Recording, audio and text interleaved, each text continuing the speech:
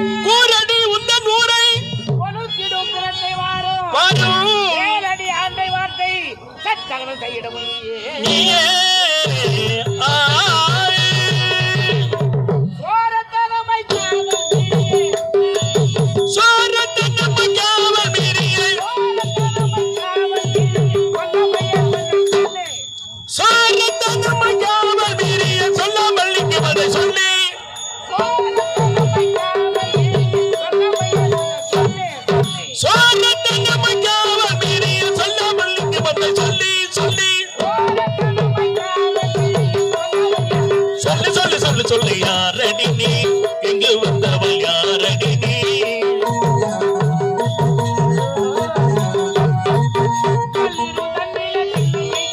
நள்ளிரவு தண்ணி பிள்ளையை எட்டிய கொல்லி வைத்தவன் கள்ளி,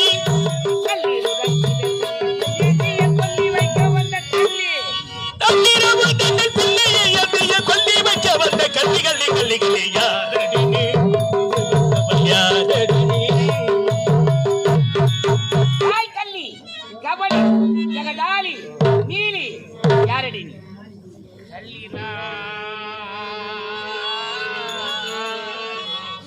அல்லவையா கபடியோ அல்லவையா ஐயா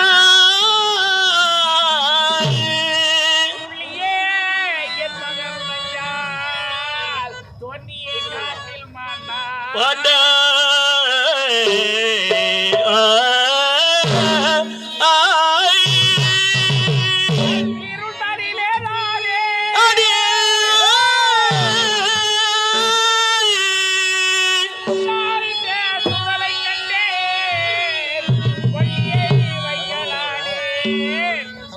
ஆசை பொறுப்பை சோதி பொதே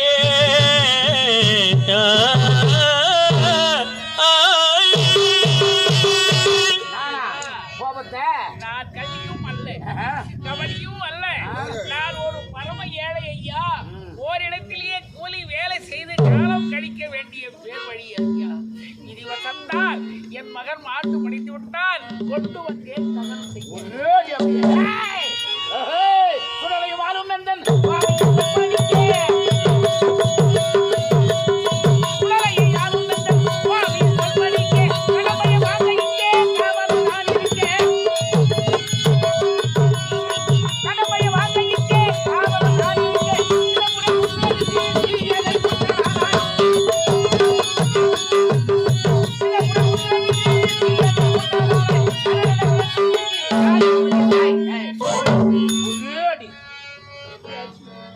ஒரு அடியில சாவச்சிடுவான். இந்த நாட்டுக்கு ஒருவன் காவல், வீட்டுக்கு ஒருவன் காவல். இந்த சுடலுக்கு நான் காவல் இருப்பது தெரியுமா தெரியாதா? காவலி குண்டோ வென்றவே என் கனவில் நான் அறியேன் ஐயா ஐயா பாவினான் எடை கொண்டு பகரும் கலந்தியே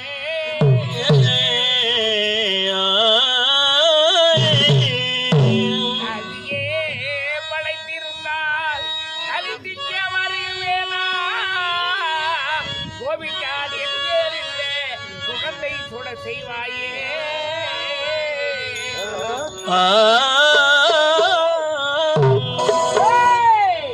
நாட்டில் எதற்கும் மஞ்சள்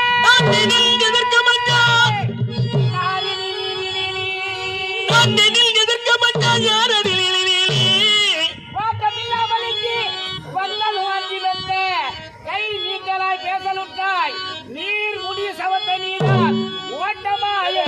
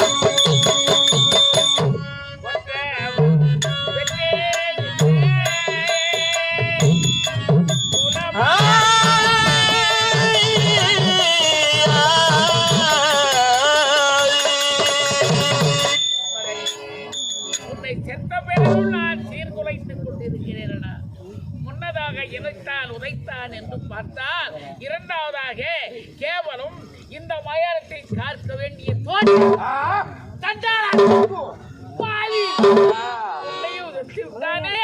மகனே ஆசை மகனே மகனே அடி மகனே மகனே என்று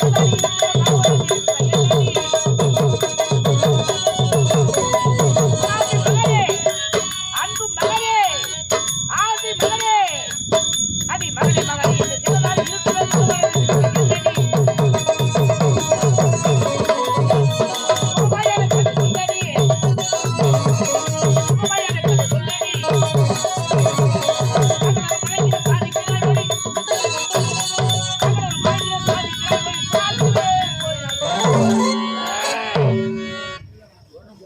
பார்த்து வாய்க்கு வந்தபடி பேசுகிறாய்.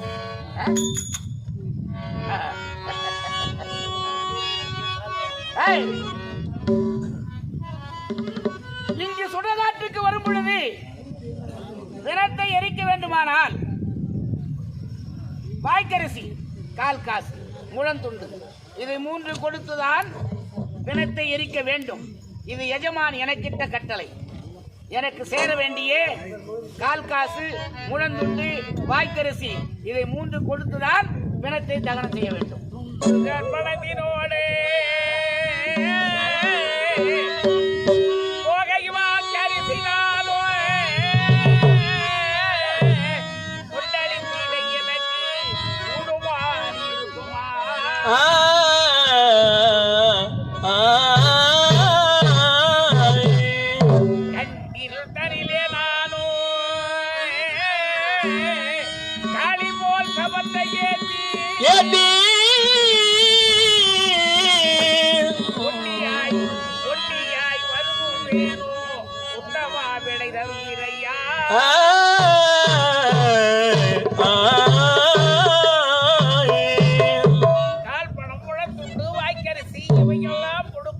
எனக்கு இங்கே இருக்குமானால் பேய் போல இந்த பிணத்தை தூக்கி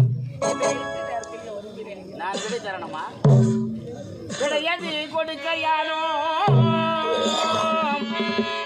விடையதி கொடுக்கையானோ, வெட்டியானை கனிமை காண்பார். தடையது செய்வார் என்னை, தடையது செய்வார் என்னை தண்டிப்பார் எஜமான் கண்டார்.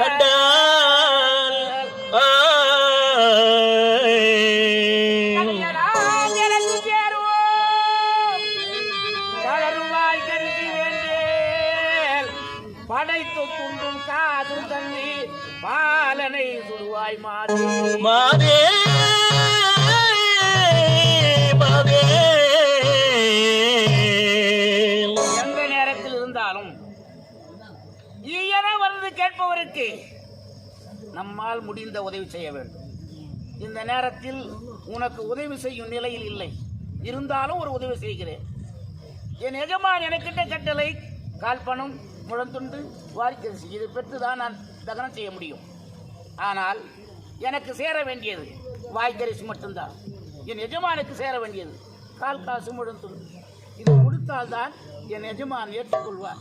அதனால் உனக்காக எனக்கு சேர வேண்டிய வாய்க்கரிசி வேண்டுமானால் தள்ளி விடுகிறேன்.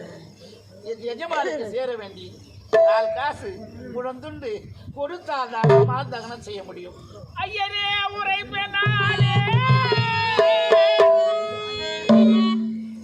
ஐயரே உரைப்பனாலும் அம்மாவுக்கு கடிவேறில்லை. பையனும் தனில் எனக்கே வாழ்வரை குற்றம் யாருமே இங்கே இல்லையே.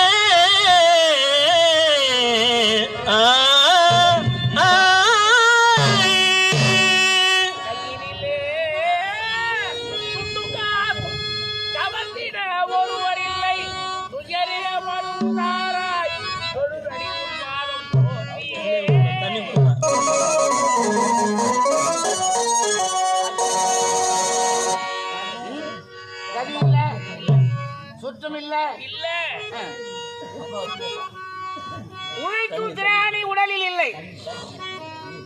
ஏனென்றால் 76 வயதாகிறது.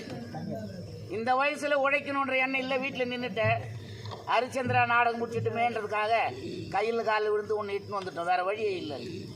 உன் புகழ் உன்னோட மறையும். ஆனால் நீ ஒரு ஆளை உருவாக்கலை. இது வரைக்கும் ஒரு ஆளை உருவாக்கிட்டு இருந்தா நீ வீட்டில் இருந்தா கூட விட்டுருப்போம். என்ன உருவாக்கிட்டா?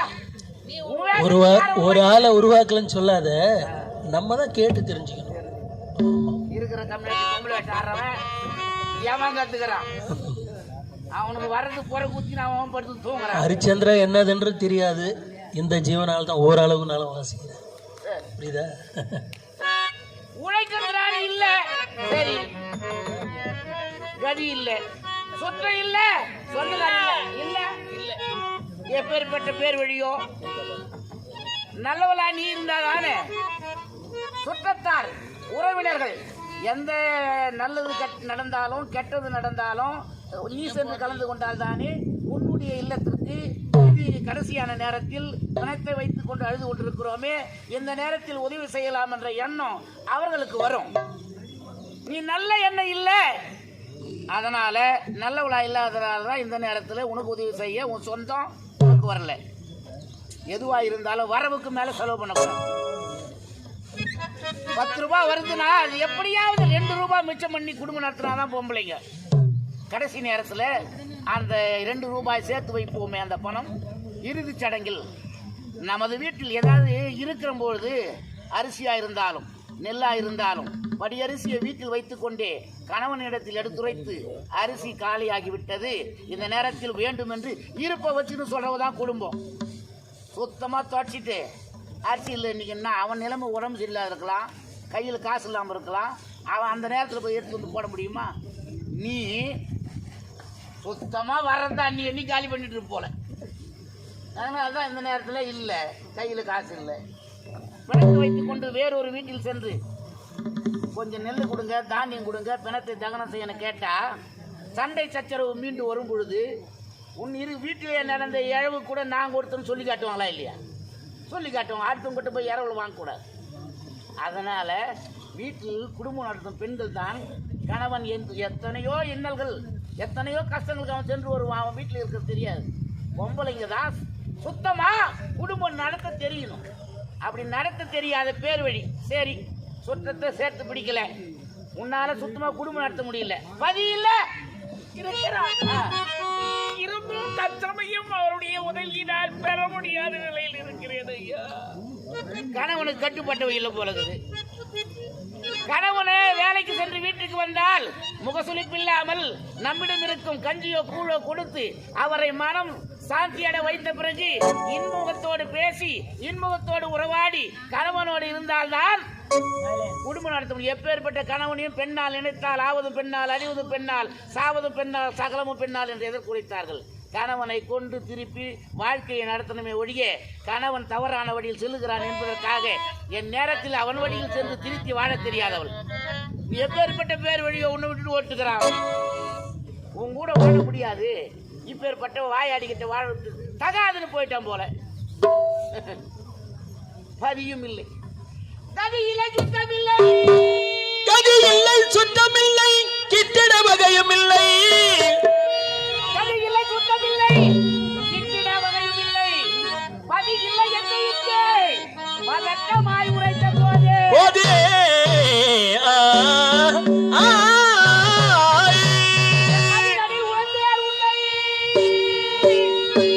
மகாஜாலில் என்று சதி மிகும் தாலி தன்னை தங்கமை விந்து தாரா.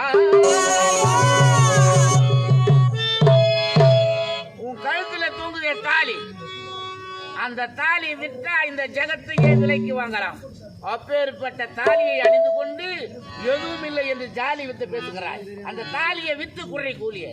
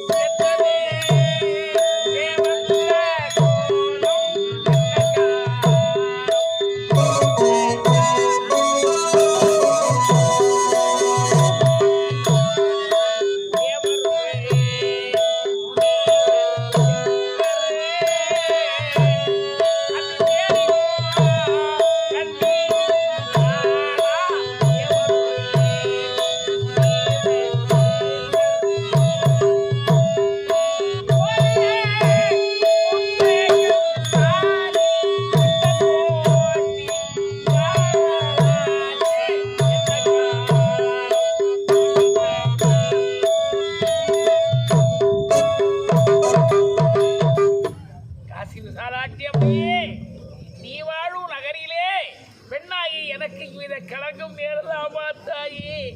உன்னை விட எனக்கு யாருமே கிடையாது என்றெண்ணி அன்னையனும் மேலாக உன்னையே ஊதித்து வந்தேன். அம்மா, கடைசி நேரத்திலே நீ எனக்கு தந்த பரிசு இதுவா? என் மன்னவர் என்னை விட்டு நின்று விட்டதால், என் மகன் என்னை விட்டு இறந்து விட்டதால், என் பறிபோய் விட்டதோ என்னவோ தெரியவில்லையே. ஐயோ, அன்று தேவர் மூவர் யாவரும் தேடி காணா என்னுடைய மாங்கல்யம். இது என்ன நேரம்? ஒருவர் முகத்தை மற்றவர் சரியாக புரிந்து கொள்ளா நேரம். இந்த இருட்டு நேரத்திலே தேவரும் இந்த மயானத்தை காக்க வேண்டிய தோட்டி நானா பால். ஐயோ, இந்த பழைய கண்கள் இறைவா! நானா தோட்டி, நானா புலையன், நானா பறையன்? வாய்க்கு வந்தபடி பேசுகிறாளே, ஏன் நீங்கள் எல்லாம் மௌனமாக அமர்ந்திருக்கிறீர்கள்? என்னை பார்த்து வாய்க்கு வந்தபடி பேசுகிறாளே, நான் ஆதியிலும் புலையன் அல்ல, ஜாதியிலும் புலையன் அல்ல. ஆதியிலும் புலையன் அல்ல, ஜாதியிலும் புலையன் அல்ல. ஆதியிலும் புலையன் அல்ல, ஜாதியிலும் புலையன் அல்ல. பாதியில் நான் புலையனானே, நானே பாதியில புலையனானே. நானா பாவி? நான் பாவிதான். எந்த விதத்தில் பாவியானே? குடும்பத்தில் கஷ்டங்கள் ஏற்பட்டால் ஆட்டை விற்கலாம், நாட்டை விற்கலாம், நிலத்தை விற்கலாம். ஆனால் தொட்டு தாலி கட்டிய மனைவி விற்க பாவினான். அந்த விதத்தில் நான் பாவியானே. நான் பத்திரியை விற்ற பாவி, பால் எண்ணெய் கை விற்ற பாவி.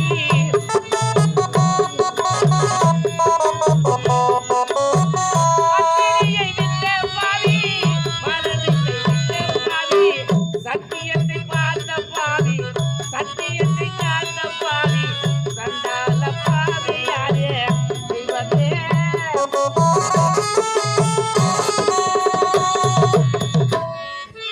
சத்தியம் நாட்டில் அமர்ந்து நீதியின செங்கோல் வந்து கடமை தண்ணியும் கட்டுப்பட தவறாமல் எந்நாட்டோரும் போற்றும் அளவுக்கு செங்கோல் ஏந்தி ஆண்டு வந்தார்.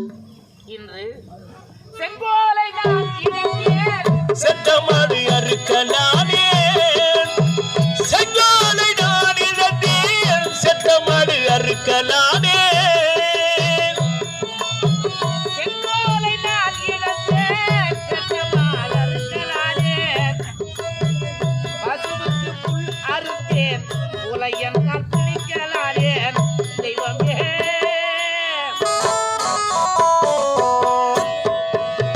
வெள்ளி பணம் கேட்டவர்க்கு அள்ளி கொடுத்த கையால், வெள்ளிப்பணம் கேட்டவர்க்கு அள்ளி அள்ளி கொடுத்த கையால்.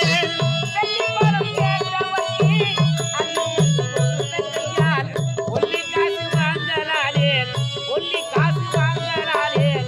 சண்டால பாவியானே. இந்நேரம் தட்டு ரொம்ப இருக்கும். ஒல்லி காசு கிராமத்தார் கொடுத்தாங்க 1000 ரூபாய். ஆனால் இங்கே இருக்கிறவங்களுக்கு மனசு வரல. இது புண்ணியம். தங்களால் என்ற காணிக்கையை தட்டில் போடுவாங்க. கிராமம் நிறைய ஜனம் இருந்தால் இருக்கிறவங்களுக்கும் மனசு வரல. கொல்லி காசு கொடுத்தா புண்ணியம், காசிக்கு சென்ற புண்ணியம் வருமா? ஆனால் யாருக்கும் மனசு வரல. மனம் இருந்தால் தான் நாங்கள் தட்டு வைப்போம். அது காலியாகவே நிற்கிது. அண்ணவா, நான் செய்த பாவம். இந்த நிலைக்கு வந்து விட்டேன். தாலியை கண்டு விட்டேன் என்பதற்காக என்னை பார்த்து புலையன் என்றும் பறையன் என்றும் பாவி என்றும் சண்டாளன் என்றும் பேசுகிறாளே இந்த பெண். தாலியை கண்டேன் என்று, தாலியை கண்டேன் என்று தயங்குகிறாய், தவிக்கிறாய். சிறியாண்டியது என்னை நெஞ்சிற்கே புலம்புகின்றாய். பாவி பாவி நீ யார்தான் இந்த, பாவி நீ யார்தான் இந்த, பாலன் யார் புகழுவாயே.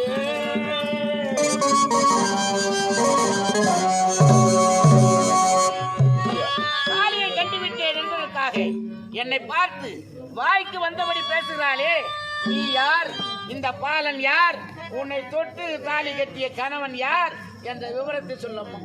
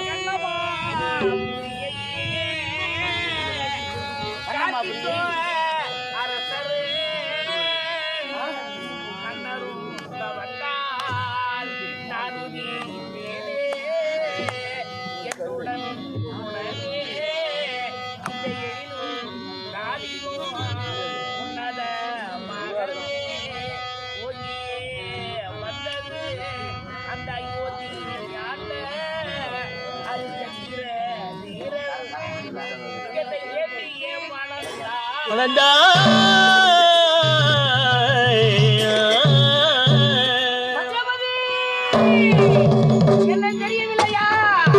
நான் தான் உன் கணவன் மகனே, ராகிதாதா, செல்வமே, ராஜா, ஊரியன் மரபின் ஓடி, அது தோற்றியே போச்சா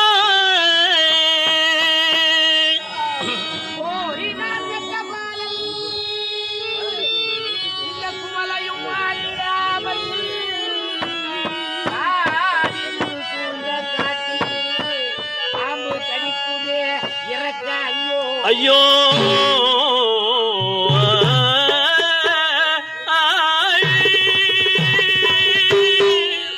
மகனே, நான் என்ன செய்வேன்? என்னை சுட உன்னை பெற்றேன், நீ உன்னை சுட நேரம்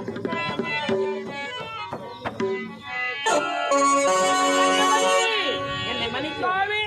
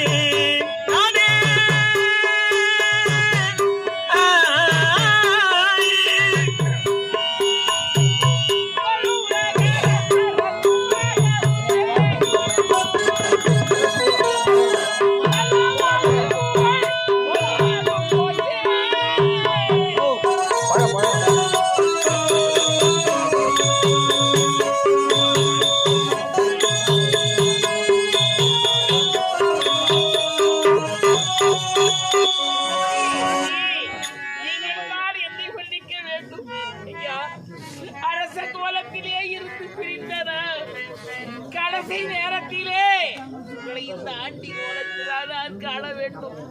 தானா, நீங்கள் என்று தெரியாது என் வாய்க்கு வந்தபடியெல்லாம் பேசிவிட்டேன்.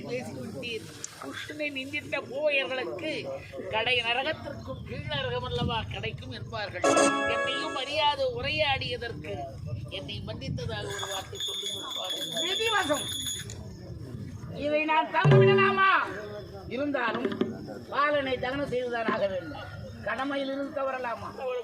அதனால் நீ சென்று உன்னை அடிமை கொண்டாரே அந்த அண்ணனிடத்தில் சென்று கால் காசு முழந்துண்டு பேசுவா. அவர் கொடுக்க மாட்டார். அவர் கொடுக்கவே சரி, அவர் தான் கொடுக்க மறுத்தார். காசி மாநகரில் இருக்கக்கூடிய மக்களிடத்திலே சென்று பிச்சை எடுத்தாவது வாங்கிவா. வேற வழி என் மகனை நான் பார்த்துக் கொள்கிறேன். போயிட்டு ஓடி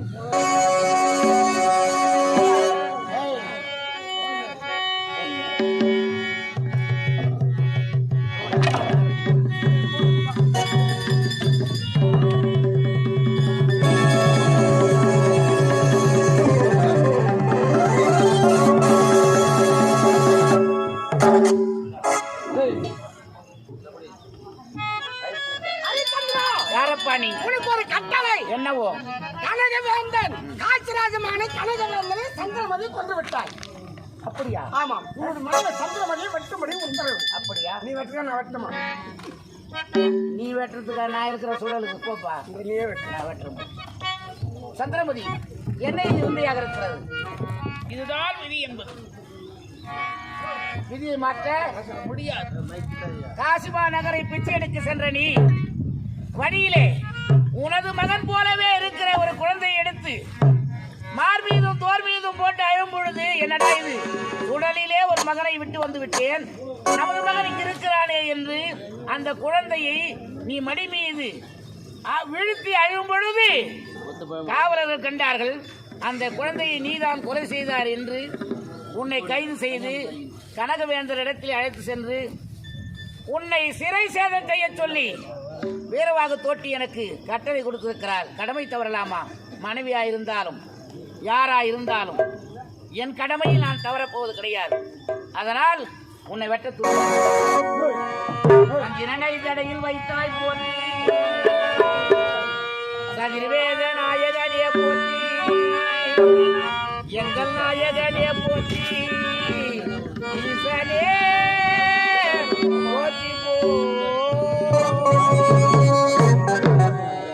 அரணே எங்க அதரனே அரே கங்கதரணே முத்தருளோ சிவமே அடியே நின்றதரும் கொல்லே சந்திரமதியை வெட்ட அரே கங்கதரணே. கடமை கடமை என்று நீ கண்ட காட்சிதான் என்ன கொண்ட கோலம் தான் என்ன? வா. நீ செய்வது தவறல்லவே. வா வா சொல்கிறே வாரும்.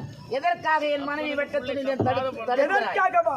ஹரிச்சந்திரா, நீ இந்த பெண்ணை வெட்டினால் அந்த பெண்ணின் கழுத்திலிருந்து வரும் உதிரம் பூமியில் பட்டால் பூமி இரண்டாக பிளந்து என் போன்ற முனிவர்கள் அனைவரும் அதில் இறந்து மடிந்து விடுவார்கள். இப்போ கூட சுயநலம் என் மனைவியை வெட்டினால் அந்த உதிரமாகப்பட்டது பூமியில் விழுந்து பூமி இரண்டாக பிளந்து உன்னை போன்ற தவ முனிவர் எல்லாம் அதிலே விழுந்து இறந்து விடுவார்களே என்பதற்காகத்தான் வந்திருக்கிறாய். ஆமா, கடமை தவற மாட்டேன். கடமை தவற மாட்டாயா? ஹரிச்சந்திரா, நான் சொல்வதை கேள். இப்பொழுது ஒன்றும் கெட்டு போகவில்லை. இந்த பெண்ணை சிறைச்சேதம் செய்ய மாட்டேன் என்று ஒரே ஒரு பொய் உரைத்து கடமையிலிருந்து தவறிவிடு. உனக்கு மீண்டும் ஆட்சியை தருகிறேன், உன் நாடு தருகிறேன், மணிமுடி அனைத்தும் தருகிறேன். இதை விட வேற என்ன நான் தண்டனை அனுபவிக்கணும்? நாடு இழந்தேன், நகர இழந்தேன், மனைவியை விற்றேன், மகனை விற்றேன், சுடகாட்டின் இடுகாட்டிலே வீரவாக தோட்டிக்கு அடிமையாகி இந்த நிலைக்கு வந்த பிறகு கடமை தவறி விடுவேனா? கடமை தவறுவதாக இருந்தால் அன்றே அரசவைக்கு வரும் பொழுது தர முடியாது என்று சொல்லியிருக்கலாம். எதை வேண்டுமானால் அன்றே தவறி இருக்கலாம். நான் தவறாது இதுவரை வந்த பிறகு இனி தவறி நான் என்ன வாழப்போகிறேன்?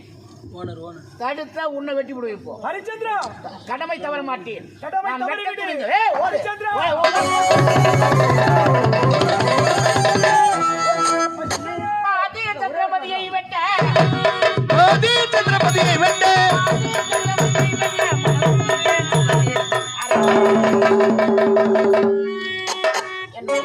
சந்திரமதி இரண்டாவதாக வெட்டும் பொழுது மாலை விழுகிறேன். என்ன காரணம்? மாலை வந்து விழுந்ததே என்று மகிழ்ச்சியுறாதீர்கள்.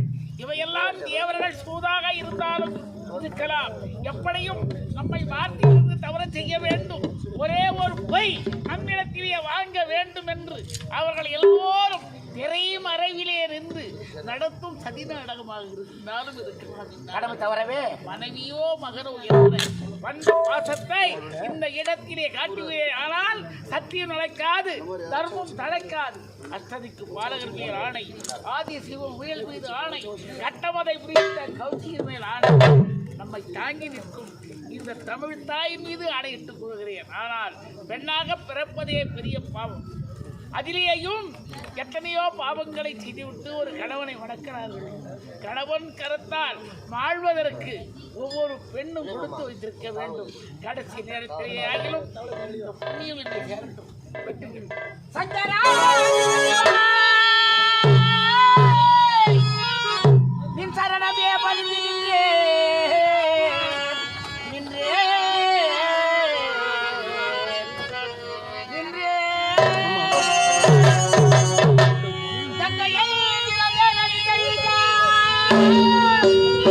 கனகர்கள் துதிப்பாடும் கைலாசனா நாதா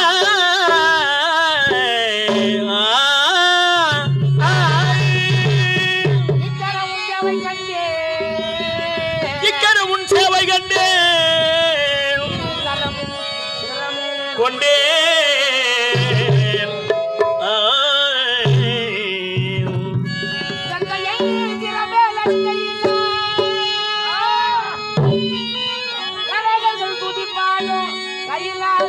நாதா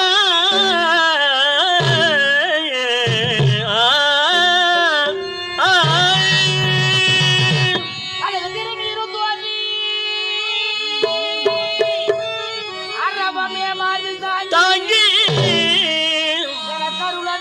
புரிய வந்த ஐயனே இலகண்டா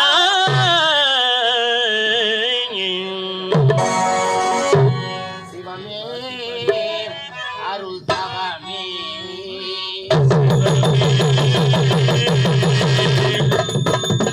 அருள் தவமே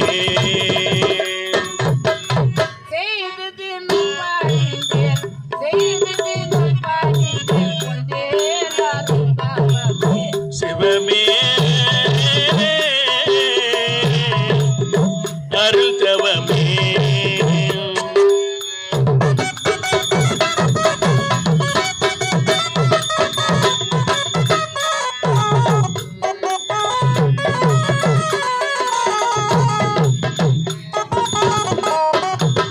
நவமிதி கொண்டபின் கலினதாய் மறியே நாடி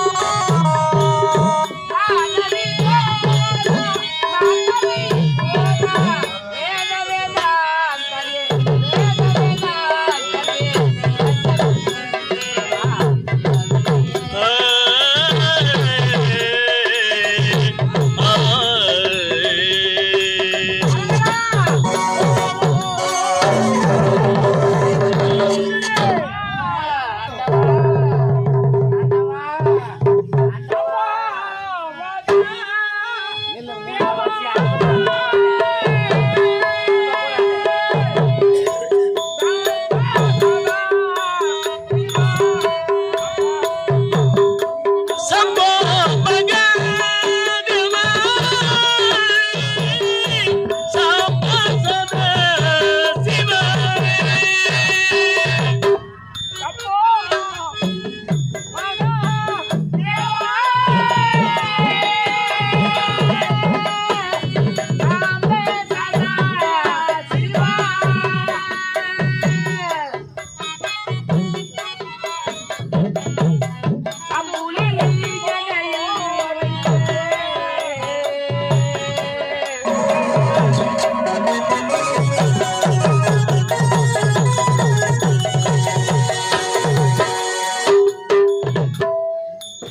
ஆண்டவா ஹரிச்சந்திரா, முக்கூர்த்தியே மூலாதார பொருளே என்ன விளையாட்டு இது விளையாட்டுதான்.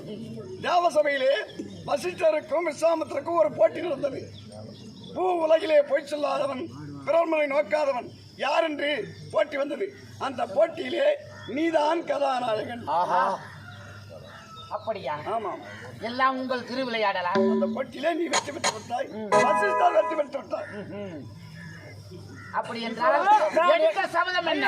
வாசா, நான் எடுத்த சபதம், ஒருவேளை நான் தோற்றுவிட்டால் என் பூனாங்கரை அறுத்து போட்டுவிட்டு மதுக்கூடம் சுமந்து வடதிசை செல்கிறேன் என்ற சபதம் எடுத்து சபதத்தை நிறைவேற்றுவோம். ஏதிருக்கும் முதல்ல அந்த சபதத்தை நிறைவேற்றினாதான் அப்ப மது கூட வேண்டும். அது வந்து தயாரா சிஸ்டரே, உங்களிடம் செய்த சபதத்தில் நான் தோற்றுவிட்டேன்.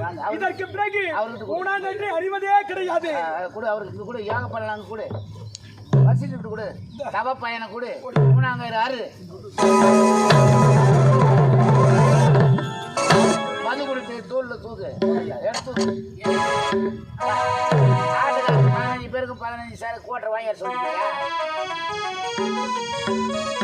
ஆட்டை வச்சுட்டா கூடலுக்கு போன வாங்கி இருக்குல்ல அதில் ஊற்றி போய் வாங்கி கிளம்பு ஓடி ஓடி போ.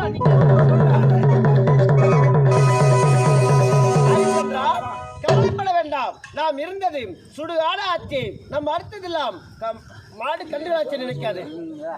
ஆண்டவர் சொல்லிட்டோம், நீ போய் படு.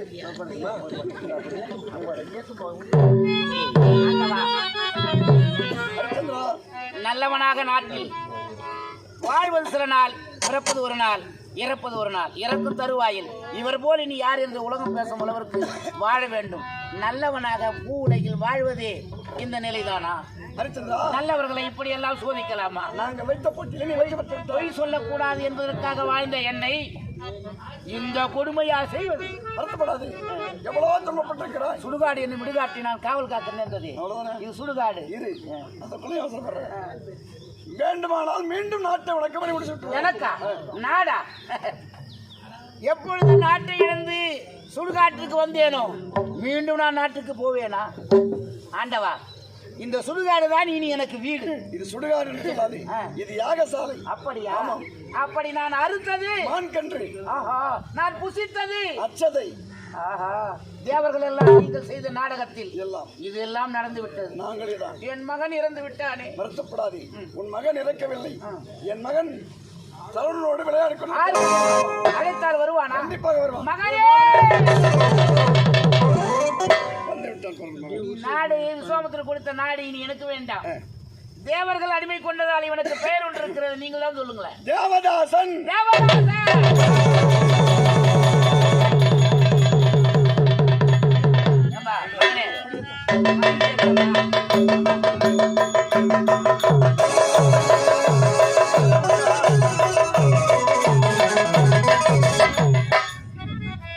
ஐம்பத்தி 6 தலைமுறையில் 21வது தலைமுறை லோகிதாசன். தேவதாசனா அரசாட்சியை போற நாட்டை வித்துட்டு போற. நீ செலவு வித்தாலும் அரசாலுவை என் புகழ் நிலை பெற நீ அரசாட்சி செய்ய வேண்டும். நான் சுடுகாட்டை காக்க வேண்டும். அந்த விஸ்வாமித்திரர் முடிவு முதல் வர சொல்லு. ஒருவாரு போடா ராஜா, மனைவி உள்ள போயிட்டு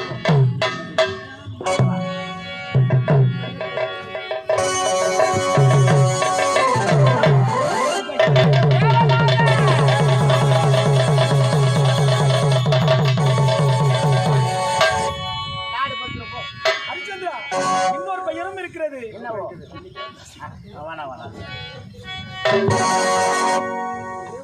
ஆண்டவா, திரிபுரா அந்தக தேவதேவனே